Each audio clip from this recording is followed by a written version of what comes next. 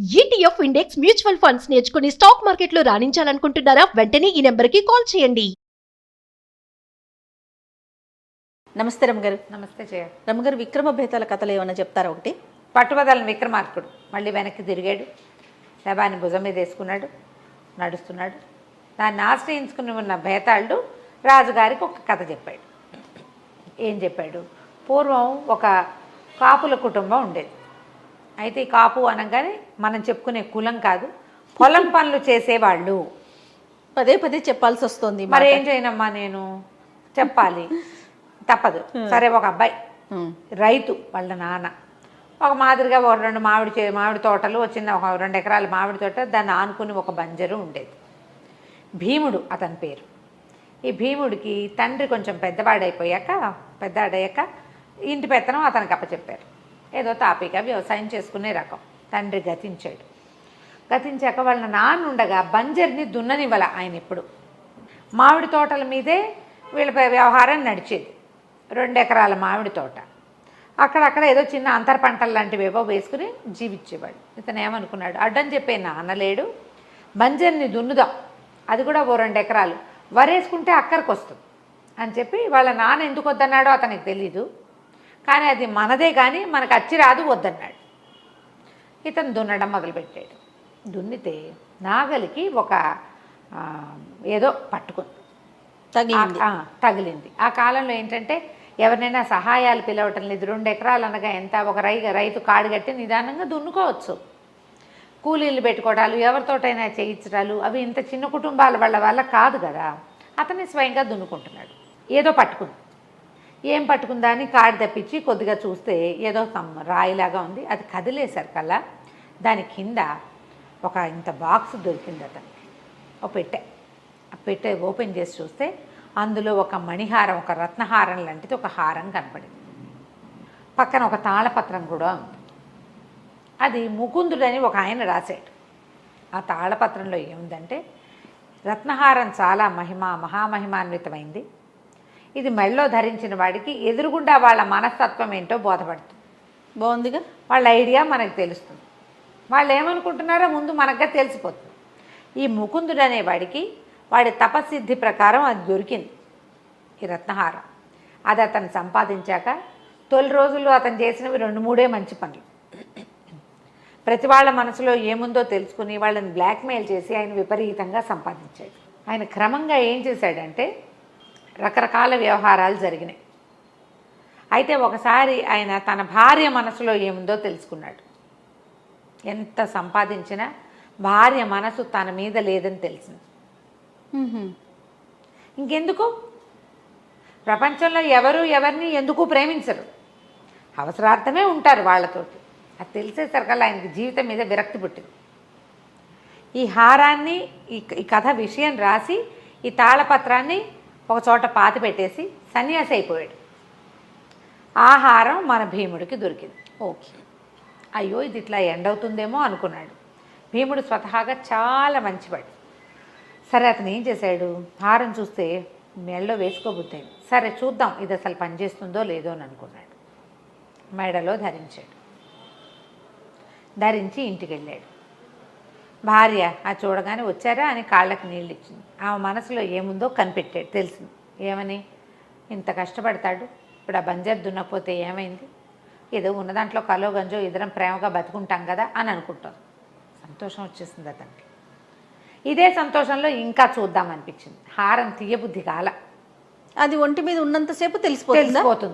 బాగుంది. ఆ బట్టల లోపల అతను వేసుకున్న హారం పెద్దగా ఎవరికీ కనపడలే, చొక్కా లోపల ఉంది. ఇతను ఆ ఊరి జమీందారు గారు రంగస్వామి, ఆయన తమ్ముడు కృష్ణస్వామికి ఇతను కొంత డబ్బు బాకీ ఉన్నాడు. భీముడు ఆ డబ్బులు పట్టుకెళ్ళి ఇద్దామని డబ్బు ఉచ్చుకుని వెళ్ళేసరికల్లా కృష్ణస్వామి ఎవరితోటో మాట్లాడుతున్నాడు. ఇతను ఆ కృష్ణస్వామిని చూసేసరికి ఈయనకేమనిపించిందంటే, ఈ కృష్ణస్వామి వాళ్ళ అన్నయ్య జమీందారు రంగస్వామి గారిని చంపించబోతున్నాడు. ఈ ఇద్దరితో మాట్లాడుతున్నాడుగా, వీళ్ళిద్దరే అతన్ని చంపబోయేవాళ్ళు. ఏమని వచ్చేసింది లోపల నుంచి, మీ అన్నయ్యని చంపటం అంత మంచి ఆలోచన కాదండి, తప్పు, ఇట్లా చేయకూడదు, కుటుంబ పెద్ద ఆయన చాలా మంచివాడు, ఇటువంటి దుర్మార్గపు ఆలోచనలు చేయబోకండి. చంపి సాధించే సంపద మీకు ఏ రకంగానూ ఉపయోగపడదండి అన్నాడు. అనగానే కృష్ణస్వామి అన్నాడు, నేను చంపటం ఏమిటో ఈ మా అన్నయ్యని, భలేవాడివి అనేసి, అలాంటివి ఏమీ లేవు, ఇచ్చేది నువ్వు ఏ పని మీద వచ్చావు అని అడిగాడు. డబ్బు ఇవ్వడానికి వచ్చానండి. ఇచ్చి వెళ్ళిపో, డబ్బు ఇచ్చేసే అని తీసుకుని, అలాంటిది ఏమీ లేదు, నువ్వు నిశ్చింతగా వెళ్ళు అని చెప్పాడు. వెనక్కి తిరిగాక నిజంగా మన భీముడు బయలుదేరాక ఈ కృష్ణస్వామి అన్నాడు, తన దగ్గర ఉన్నారుగా ఇద్దరు రౌడీలు, వాళ్ళతోటి ఏం చెప్పాడంటే, ఒరే వీడు ఎట్టాగో వినేశాడురా మనం అనుకున్న మాట, వీడిని చావచిత కొట్టి ఎక్కడైనా బారేయండి. వీడు ఇంకెవరికైనా వీడికి చెప్పాడంటే కష్టం, అతనికి తెలిసిపోయిందని అర్థం కాల, వినేశాడు అనుకున్నాడు. ఎవరితో చెప్పినా మనకి ప్రమాదమే. ఈ రాత్రికి మా అన్నయ్యని లేపేస్తాం, కానీ వీడు రేపటి ఎల్లుండ్లలో ఈయనే చేశాడు నేను విన్నాను అన్నాడంటే చస్తానరా అనేసరికల్లా వాళ్ళిద్దరూ పరిగెత్తుకొచ్చారు ఇతను వెనకాల. ఇతను వెనక్కి తిరిగి వాళ్ళ మొహాలు చూశాడు. చూడగానే వాళ్ళు తన్ని కొట్టడానికే వస్తున్నారని అర్థమైపోయింది, తెలుస్తుందిగా. అవును. ఇక పరిగెత్తి ఒక పెద్ద సరుగుడు తోట ఉంది, ఆ తోటలోకి పరిగెత్తేశాడు. వాళ్ళు ఇద్దరు వచ్చారు. వస్తే వీడితను ఏం చేశాడంటే తప్పించుకుని ముందు ఒకడిని పట్టుకుని వాడిని కొట్టి వాడి పంచితోటి గుంజకేసి కట్టేశాడు. దెబ్బలు తగిలినాయి. ఒకడైపోయాక రెండో వాడు ఒంటరిగాడు సులువుగా దొరుకుతాడు. రెండో వాడిని కూడా ఇతను అదే పని చేశాడు. ఇద్దరిని చెట్టు కట్టేసి మరి అక్కడి నుంచి దెబ్బలతోటి జమీందార్ గారింటికి వెళ్ళిపోయాడు.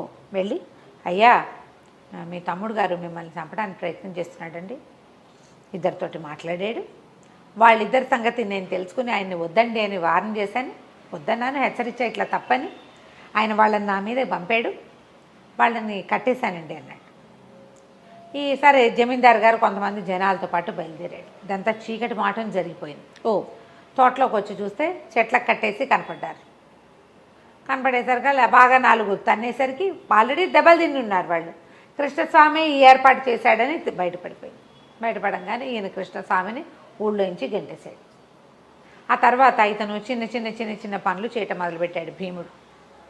మనసులో ఉద్దేశం కలుపుకుని అట్లా ఆలోచించకూడదు, ఇట్లా ఆలోచించాలి అని. మొదట్లో జనాలు ఏమనుకున్నారంటే వీడికి ఊహిస్తున్నాడు అనుకున్నారు. క్రమంగా జనాలకి ఏమర్థమైంది, మనం ఏమనుకుంటున్నామో వీడికి తెలిసిపోతుంది, అర్థమైపోయింది జనాలకు కూడా. ఇతరుల మనసుల్లో ఏముందో ఇతనికి తెలుస్తుంది. క్రమంగా ఆ ఊరి జమీందారు, ఏమంటే మీరు మా ఇంట్లో ఉండండి, మా వాకిట్లో ఉండండి, వాళ్ళు ఏమనుకుంటున్నారు చెప్పండి, అలాంటివి మొదలుపెట్టాడు. కొద్దిగా డబ్బులు కూడా వస్తున్నాయి. ఏదో ప్రయత్నం చేసుకుంటున్నాడు. తన మామిడి తోట అది భార్య చూసుకుంటుంది. మెల్లిగా ఈ జమీందారు నుంచి రాజుగారి వైపుకి ఎగబాకింది ఇతని కథ. ఓకే, చాలా మంచి పనులు చేశాడు. అప్పుడప్పుడు చిన్న ఇబ్బందుల్లో కూడా చిక్కుకున్నాడు. క్రమంగా రోజులు పెరగటం మొదలుపెట్టాయి. సరే ఇతను ఇలాగా మనుషుల మనసులోది కనిపెట్టేస్తాడు అని ఎవ్వరికీ గొలుసు గురించి ఆచూకీ కూడా రాల. అతనికి అలాంటి ప్రజ్ఞ వచ్చింది అనుకుంటున్నారు. ఒక సామాన్య కాపు యువకుడికి ఎలా వస్తుంది అని ఊహించి వీడికి ఎక్కడో జ్ఞానోదయం అయింది. అలా ఏవో భావించేవాళ్ళు. క్రమంగా ఆ చెయ్యి ఈ చెయ్యి మారి ఇంకా పెద్ద వాళ్ళ దగ్గరికి వెళ్తూ రాజుగారి దగ్గరికి చేరాడు. ఫైనల్గా అతను ఎప్పుడు తను తెలుసుకున్న విషయం చెప్పకుండా ఎప్పుడూ లేడు, ఎప్పుడు చెప్పేవాడు. సరే రాజుగారి దగ్గరికి వెళ్ళాక రాజుగారు అన్నారు, ఒక ఉత్తరం రాసి ఇచ్చారు ఇతనికి. రాణిగారి దగ్గరికి వెళ్ళు నువ్వు ఈ ఉత్తరం పుచ్చుకొని, ఆ ఉత్తరంకి సమాధానం రాయించుకురా, ఈ లోపల ఆవిడ మనసులో ఏముందో కనిపెట్టి రావాలి నువ్వు అని చెప్పాడు. భయమేసింది ఇతనికి, కానీ వెళ్ళాడు. అందులో ఏం రాశాడు ఆయన, అందులో పెద్ద విషయం ఏం లేదు, కేవలం ఇతన్ని రాణిగారికి ఎదురుగుండా పంపించడమే ఉద్దేశం. ఇప్పుడు మామూలుగా ఆవిడ ఘోషాలో ఉంటుంది, వీళ్ళు ఎదురుకుండా రా అంటే ఆవిడ పోట్లాడచ్చు, కానీ వార్తాహరుడు ఎదురుకుండా రాకుండా ఎందుకు ఉంటుంది? ఉత్తరం రాజుగారు పంపారు అంటే వస్తుంది, అది ప్లాన్. ఆ ప్లాన్ ప్రకారం అందులో ఏం రాశాడు, సాయంత్రం తోటకు వెళ్దామా అని రాశాడు. ఆవిడ అలాగే వెళ్దాము అని రాసి ఇచ్చింది. ఆవిడ అది ఉత్తరం చదువుకుని ఏమే పెన్ను తీసుకురండి అని కేకేసి, కళాన్ కోసం కేకేసి ఆ ఉత్తరం వెనకాల రాసి ఇచ్చే లోపల ఈయన ఇట్లా మొహం కేసి చూస్తూ నుంచున్నాడు. ఆవిడ మొహం చూశాడు. ఆవిడ లోపల ఏమనుకుంటుందో ఈయనకి తెలిసిపోయింది. సరే వచ్చేసాడు. వచ్చి ఆ ఉత్తరం ఏమో రాజుగారి చేతిలో పెట్టాడు. రాజుగారు ఉత్తరం చదువుకుని, అది సరేలేవయ్యా, రాణిగారి ఉద్దేశం ఏమైనా నీకు తెలిసిందంటే రాజుగారు అని చెప్పాడు. రాణిగారు మహాపతివ్రత అండి అన్నాడు. అలాగా, అయితే చాలా సంతోషం అన్నాడు ఆయన. నిజానికి అది కాదు జరిగింది. ఆ రాణి గారు ఏమనుకుందంటే అబ్బో వీడితో పళ్ళకి చచ్చిపోతున్నాను, అసలు ఈ సాయంత్రం నేను వేరే ప్రోగ్రాం పెట్టుకున్నాను, వాడెవడో ఫ్రెండ్ వస్తాడు, సచ్చినట్టు ఈయనతో పాటు వెళ్ళాలా అనుకుంది. అనుకుంది. హ్మ్. అంటే ఏమిటి, ఆవిడకి స్నేహితులు ఉన్నారు, రాజుగారితో అంత లేదు, సఖ్యత లేదు. ఇప్పుడు రాజుగారికి మీ ఆవిడ మంచిది కాదు అని చెప్పాల్సి వచ్చింది అనుకో, అక్కడ ఏం చేస్తాడు, ఏం జరగబోతుంది? ఇప్పటిదాకా మంచి పనులు చేశాడు, ఇది కూడా మంచి పనేనేమో, కానీ ఆవిడ మరణానికి తన కారణం అయిపోతాడు. రాజుగారు సరిగ్గా ఉండకపోవటం వల్ల ఆయనకి తన ప్రవర్తన మీద తనకి డౌట్ ఉంది కాబట్టి అడిగాడు కదా. ఆవిడ మహాపతివ్రత అని చెప్పి ఇంటికి వెళ్ళంగానే భార్యతో చెప్పాడు, అమ్మ సంపాదించుకున్నవన్నీ మూటగట్టు, మనం ఈ దేశం వదిలిపెట్టి వెళ్ళిపోతాం అని చెప్పి ఒక కుంపటి వెలిగించి తన మెడలో ఉన్న హారాన్ని ఎత్తి అందులో పడేసాడు. ఓ, బూడిద కూడా మిగల, అది అతను చూస్తూ ఉండగా అలా కరిగి కరిగి ఆవిరైపోయింది. ఆ కుంపట్లో ఇప్పుడు మామూలుగా ఒక వస్తువు కాలిస్తే దాని ఆకారంలో బూడిద అవశేషం మిగులుతుంది. అవును కదా. ఏమీ లేదు, దానికో దండం పెట్టాడు, భార్యకి చెప్పాడు ఇంకా మనం ఇక్కడ ఉండం. వెంటనే తట్టాబుట్ట అన్నీ సర్దుకుని ఇప్పటిదాకా రాజు నుంచి, సామంతుల నుంచి, జమీందారు నుంచి వచ్చిన సంపద అంతా పెట్టెలోకి తెచ్చేసుకొని 2 రోజుల్లో తట్టాబుట్ట సర్దుకుని వెళ్ళిపోయాడు. ఈ కథ చెప్పాడు ఈయన బేతాళుడు. అప్పుడు అడిగాడు అనమాట రాజా, ఎందుకు ఈ భీముడు ఊరు వదిలిపెట్టి వెళ్ళిపోయాడు, హారం ఎందుకు కాల్చేశాడు అని అడిగాడు. అడిగేసరికల్లా రాజుగారు చెప్పాడు, ఇందులో ఏముంది మ్యాటర్, విషయం ఏం లేదు.